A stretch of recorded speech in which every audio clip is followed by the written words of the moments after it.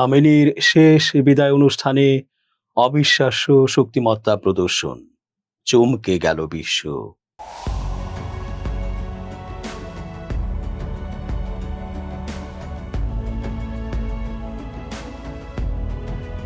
আসসালামু আলাইকুম দর্শক, কেমন আছেন?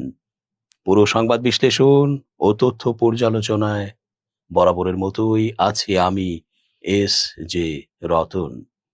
শেষ পর্যন্ত দেখতে থাকুন আজকের পর্বটি। নিশ্চয়ই হয়তো আপনার মনের কথাটি আমরা বলতে যাচ্ছি। চেঞ্জ টিভির আন্তর্জাতিক চোখ, আপনাদেরই অনুষ্ঠান। অবাক ব্যাপার, এত এত বিশ্ব নেতারা কোথায় ছিলেন যখন ইরানের ওপর অন্যায়ভাবে হামলা হচ্ছিল? মারা হলো নির্মমভাবে খামেনি সহ প্রথম সারির সকল সামরিক ও রাজনৈতিক নেতাদের। তবে এখন ঠিক বোঝা যাচ্ছে ইরান কতটা তাদের অবস্থান উপরে তুলতে পেরেছে সামরিক ও কৌশলগত প্রতিরক্ষা দেখিয়ে। এখন বিশ্ব বিশ্বাস করছে ইরানই হচ্ছে আসল হিরো, ট্রাম্প বা নেতানিয়াহুর দেশগুলো নয়। ইরান যুদ্ধের শুরুতে নিহত হওয়া দেশটির সর্বোচ্চ নেতা আয়াতুল্লাহ আলী খামেনির শেষকৃত্যের আনুষ্ঠানিকতা 4 জুলাই শনিবার থেকে শুরু হয়েছে। 6 দিন ব্যাপী এই আয়োজনকে দেশটির কর্মকর্তারা তেহরানের ইতিহাসে বৃহত্তম মহাসমাবেশ এবং দেশ ও বিদেশে ইরানের শক্তি প্রদর্শনের এক বিশাল মাধ্যম হিসেবে অভিহিত করেছেন। তেহরানের ভারপ্রাপ্ত মেয়র আলী রেজা জাকানিও জানিয়েছেন, সাবেক সর্বোচ্চ নেতার সম্মানে আয়োজিত এই অনুষ্ঠানটি রাজধানীর ইতিহাসের সবচেয়ে বড় জনসমাবেশ হয়েছে। দীর্ঘ 37 বছর ধরে ইরানের রাষ্ট্রের সব গুরুত্বপূর্ণ বিষয়ে সর্বোচ্চ ক্ষমতার অধিকারী খামেনি গত 28 ফেব্রুয়ারি যুদ্ধের প্রথম দিনে মধ্য তেহরানে তার বাসভবন ও কর্মস্থল চত্বরে এক ক্ষেপণাস্ত্র হামলায় 86 বছর বয়সে নিহত হন। ওই হামলায় তার মেয়ে ও 2 নাতি নাতনি সহ পরিবারের বেশ কয়েকজন সদস্য প্রাণ হারান। মূলত মার্চের শুরুতে এই অন্ত্যেষ্টিক্রিয়া হওয়ার কথা থাকলেও যুদ্ধ পরিস্থিতির কারণে তা পিছিয়ে যায়। সম্প্রতি ওয়াশিংটন ও তেহরানের মধ্যে একটি ভঙ্গুর যুদ্ধবিরতি কার্যকর হওয়ার পরপরই এই সূচি ঘোষণা করল ইরান সরকার।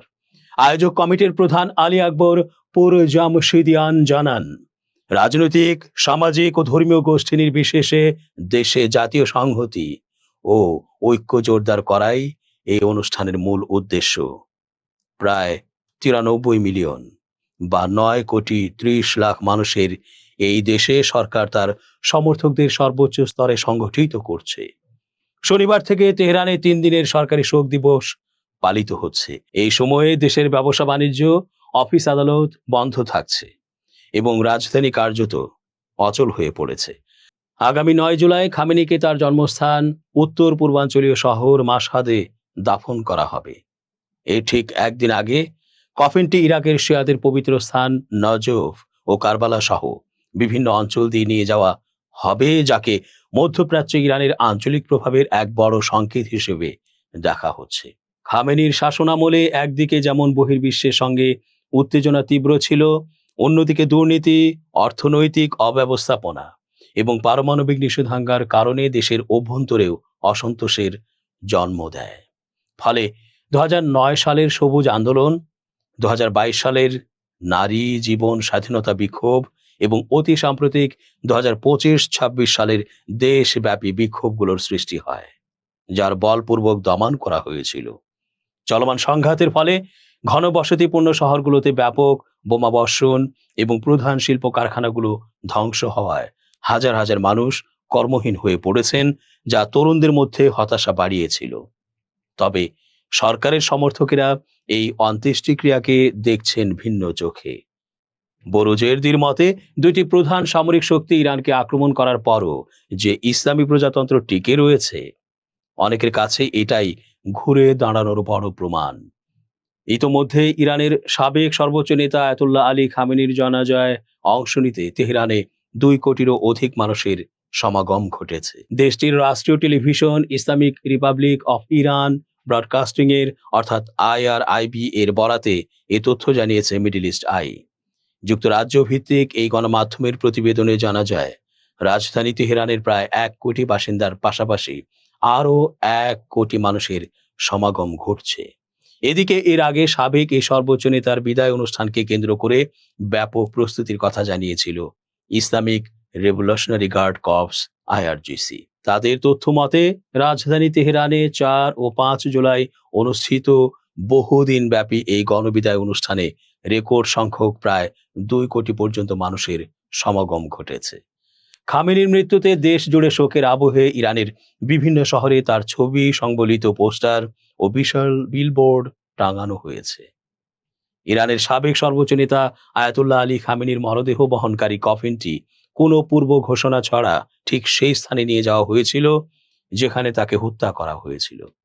আয়াতুল্লাহ আলী খামেনির মৃত্যুতে গভীর শোক প্রকাশ করেছেন জাতিসংঘের মহাসচিব আন্তোনিও গুতেরেস।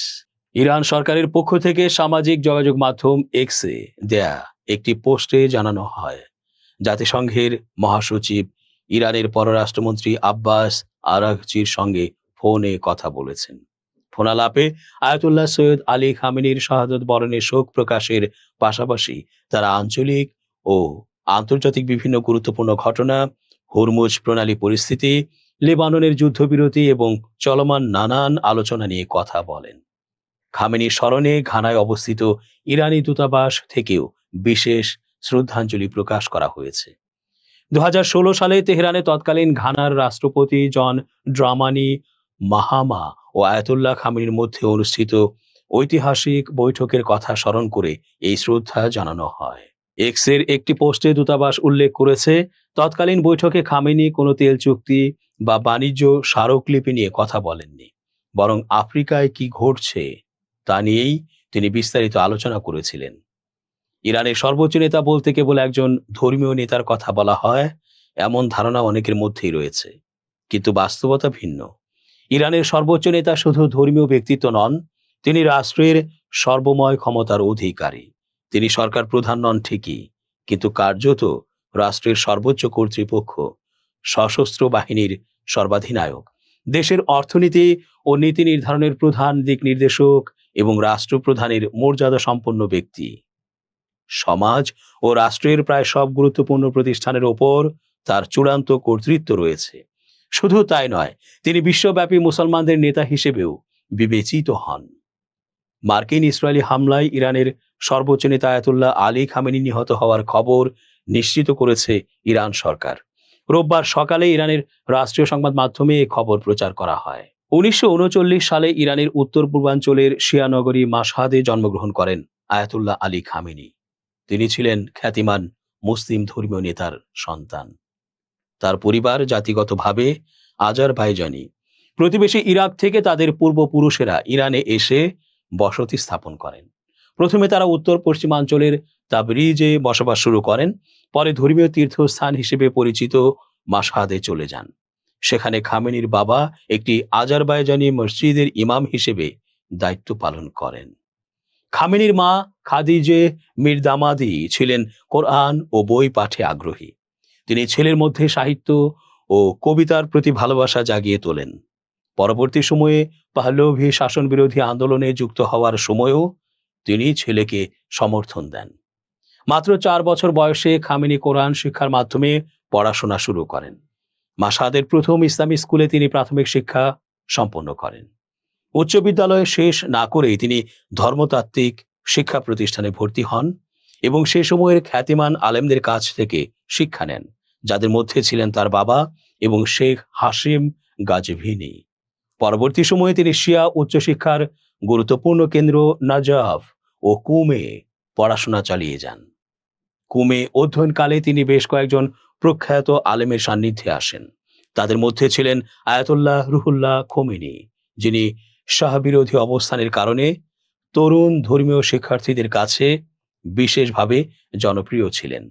খামেনি নিজেও ফিকহ অর্থাৎ ইসলামী আইনশাস্ত্র ও তাফসির বিষয়ে পাঠদান শুরু করেন। এর মাধ্যমে বিশেষ করে রাজতন্ত্রে হতাশ তরুণ শিক্ষার্থীদের মধ্যে তিনি প্রভাব বিস্তার করতে সক্ষম হন।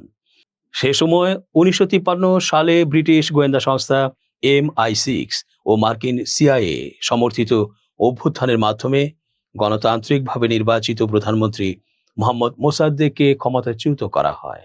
তিনি ইরানের তেল শিল্প জাতীয়করণের উদ্যোগ নিয়েছিলেন। ওই অভ্যুত্থানের পর পাহলভি রাজতন্ত্র পুনরায় পূর্ণ ক্ষমতায় ফিরে আসে। রাজনৈতিক কর্মী হিসেবে খামেনিকে একাধিকবার শাহের গোপন পুলিশ সাভাক গ্রেপ্তার করে। তাকে দক্ষিণ পূর্বাঞ্চলের দুর্গম শহর ইরান শহরে নির্বাসনেও পাঠানো হয়। তবে 1978 সালের গণবিক্ষোভে তিনি সক্রিয়ভাবে অংশ নেন, যা শেষ পর্যন্ত পাহলভি শাসনের পতন ডেকে আনে। রাজতন্ত্র উৎখাত হওয়ার পর খামেনি নতুন ইরান প্রতিষ্ঠায় গুরুত্বপূর্ণ ভূমিকায় অবতীর্ণ হন। 1980 সালে তিনি স্বল্প সময়ের জন্য প্রতিরক্ষা মন্ত্রীর দায়িত্ব পালন করেন এবং ইরান ইরাক যুদ্ধ শুরুর পর Islamic Revolutionary Guard Corps IRGC এর তত্ত্বাবধায়ক হিসেবে দায়িত্ব নেন। জোরালো ও আগ্রাসী বক্তা হিসেবে পরিচিত খামেনি তেহরানের জুম্মার নামাজের খতিবের প্রভাবশালী পদও লাভ করেন। 1981 সালে মোজাহেদিন-ই-খালক ME নামের একটি বিরোধী গোষ্ঠীর হামলা থেকে অল্পের জন্য প্রাণে বাঁচলেও তিনি তার ডান হাতের কার্যক্ষমতা হারান। খোমেনির সঙ্গে মতপার্থক্যের জেরে সদ্য প্রতিষ্ঠিত ইরানের ধর্মতান্ত্রিক সরকারের বিরুদ্ধে সশস্ত্র বিদ্রোহ শুরু করেছিল সংগঠনটি। একই বছর খামেনি প্রেসিডেন্ট নির্বাচিত হন এবং ইরানের প্রথম ধর্মীয় নেতৃবৃন্দের মধ্য থেকে নির্বাচিত প্রেসিডেন্ট হিসেবে দায়িত্ব নেন। 1989 সালে আয়াতুল্লাহ রুহুল্লাহ খোমেনির মৃত্যুর পর ইরানের সর্বোচ্চ নেতার দায়িত্ব গ্রহণ করেন খামেনি। খোমেনি ছিলেন 1979 সালের ইসলামী বিপ্লবের মূল আদর্শিক নেতা, যার নেতৃত্বে পাহলভি রাজতন্ত্রের পতন ঘটে। তবে বিশ্লেষকদের মতে বিপ্লব পরবর্তী সময়ে ইরানের সামরিক ও আধা সামরিক কাঠামো গড়ে তোলা এবং তা শক্তিশালী করার ক্ষেত্রে মুখ্য ভূমিকা রাখেন খামেনি। এই কাঠামো একদিকে যেমন দেশের প্রতিরক্ষা নিশ্চিত করেছে, অন্যদিকে তেমনি আঞ্চলিক ও আন্তর্জাতিক অঙ্গনে ইরানের প্রভাব বিস্তারে সহায়ক হয়েছে। বিশ্বের অন্য অনেক দেশের তুলনায় ইরানের শাসন পদ্ধতি বেশ আলাদা। সেখানে নির্বাচনের মাধ্যমে প্রেসিডেন্ট বা সংসদ সদস্যরা নির্বাচিত হলেও দেশের মূল ক্ষমতা রয়েছে সর্বোচ্চ ধর্মীয় নেতার হাতে। 3 দশকেরও বেশি সময় ধরে ইরানের সর্বোচ্চ নেতা হিসেবে দায়িত্ব পালন করেছেন আয়াতুল্লাহ আলী খামেনি। সর্বোচ্চ নেতা হিসেবে আয়াতুল্লাহ আলী খামেনি দেশটির সামরিক বাহিনীর কমান্ডার ইন চিফ ছিলেন। এছাড়া দেশের সব বড় বা গুরুত্বপূর্ণ সিদ্ধান্তে তার সম্মতি দরকার হয়। এমনকি ইরান পারমাণবিক ক্ষমতার অধিকারী হবে কিনা অথবা জাতিসংঘের আণবিক শক্তি সংস্থাকে সহযোগিতা করবে কিনা এসবের চূড়ান্ত সিদ্ধান্তেও তার মতামত দরকার হয়।